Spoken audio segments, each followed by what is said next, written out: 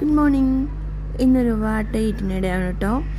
രാവിലെ തന്നെ ക്യാൻറ്റീനിൽ പോയിട്ട് നല്ല നൂൽപുട്ടും കടലക്കറിയും മുട്ട പുഴുങ്ങിയതും കഴിച്ചു.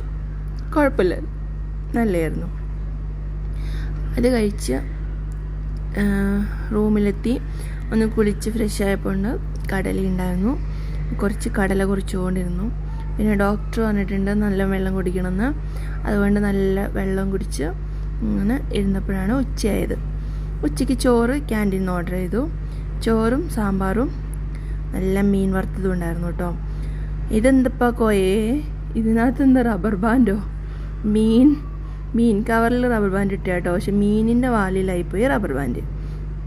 കുഴപ്പമില്ല, ഞാൻ ആ റബ്ബർ ബാൻഡൊക്കെ മാറ്റി വെച്ചിട്ടാട്ടോ കഴിക്കണത്. എന്തായാലും സംഗതി കൊള്ളായിരുന്നു.